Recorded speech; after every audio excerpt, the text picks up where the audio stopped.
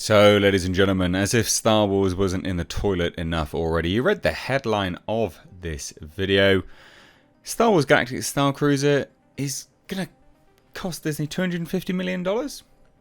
Now, that's only part of the conversation, because there's more to it than that. And this was only the small element that they announced on the earnings call. Like I said, it's actually a lot bigger than that. $250 million is a lot. It's a lot. $250 million is an insane sum of money. But you also now have a derelict hotel or prison, whatever you want to call it. It's baffling. So this all came out of the Q2 earnings call, which we actually covered on my podcast, the Hcast. You can find it linked down below in the description box. By the time this video goes out, there is actually a segment on that channel. This is important, that's why I'm saying it, where we have a friend, we have a contact, a source that is an actual investor in Disney, and he did a 12-minute breakdown of the call, and he broke it all down with slides, everything. It's a absolutely fascinating, highly valuable and insightful sort of breakdown of the earnings call. So please do check that out. Linked in the description box. Mistakes Reviews Live Archives. It's very clearly labelled. It's one of the most recent videos there. So please do check it out and hit subscribe there. But let's take a look at this article anyway. So, Star Wars. Disney will lose $250 million on its failed Galactic Star Cruiser hotel. Staggeringly high. But it's just, that's the tip of the iceberg on this. So Disney has revealed how much it expects to lose, just a straight up loss, on its Star Wars Galactic Star Cruiser in Walt Disney World, and it's an eye-watering $250 million. But again, it is more, ladies and gents, it's more. So when we first learned that Florida's Walt Disney World planned to open a Star Wars themed hotel, there was a lot of excitement for it. Then, you know what, there was. There genuinely was a fair amount of excitement for this. Pretty high. People were like, oh, okay, yeah, cool. Maybe this will be decent. Obviously, sequel trilogy people weren't massively great on it and stuff like this. But hey, Star Wars themed hotel, maybe it could turn things around. Nah. Why? Well, because they released garbage promo and then they revealed just how much it costs. So, Star Wars Galactic Star Cruiser, terrible reviews. And then you saw images of it and you're like, what? And then the price. I mean, $4,800 for 2 guests in a standard cabin. And going upwards for $6,000 for a family. And this is like a 2-night stay or something like that. So it was immediately out of reach for the vast majority of people visiting the theme park. People were just like, this is garbage. And the thing is, right, the other important thing to note about this is that it was one experience. So they weren't creating multiple experiences and rotating them in and out. So having like a seasonal experience for returning guests. There was no rewatch value or return value in Star Wars The Galactic Star Cruiser. It was one set of experiences and that was it. The entirety. Rather than doing seasonal, 4 season experiences, summer, spring, autumn, winter, whatever. So people actually had an incentive to return. They were just like, nah, what? One size fits all for all eternity.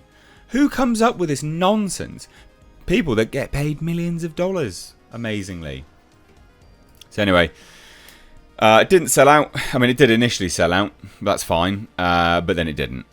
In fact, it didn't at all. And it went absolutely insanely barren. And now they announced that they're going to close its doors permanently in September. They say it's a rare failure. It's not. It's a pretty massive failure and one of many. So there were plans for additional Star Cruisers in Paris, Tokyo and Anaheim to follow, but Bob Iger's made the decision to pull the plug on the failure. The failure's yours, mate. Like, it's not difficult. I've just come up with repeat reasons for people to return. Just there. Why don't you do day experiences? You've now lost $250 million for no reason. Why can't you have people it's just so bizarre. What a weird. Whoever comes up with this nonsense ideas, they're insane.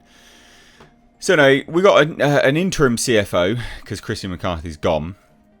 So this interim CFO, Kevin Lansbury, stated that the company is anticipating to take a hit of $250 million in accelerated depreciation. And that was very quietly discussed in Disney's third quarter report call. So it's just staggering. Now they say this article, it's worth pointing out that revenue for the Disney Parks Experiences and Products division increased 13% to $8.3 billion in the same quarter as the hotel's closure. So some might argue $250 million is chump change in the grand scheme of things. It actually only increased because of the closures that were happening, the previous year. A lot of this stuff wasn't even open last year, or had only been open for a part of that financial year. So this is not something to be massively proud of. Now, obviously, it is an embarrassing failure. Many reasons why it didn't work, but apparently the project was somewhat rushed and not up to the usual standard. And also, it was because it was focusing on the sequel stuff. Focus on the core Star Wars. That would get everyone in. You literally created something which was sort of controversial, I guess, from the off. I mean, it's splitting fandoms down. Pointless. Absolutely. Why didn't you create something around around things which universally is loved? Bizarre. Anyway, blame for that's been laid at the feet of Bob Chapek, because he's literally the fall guy for everything.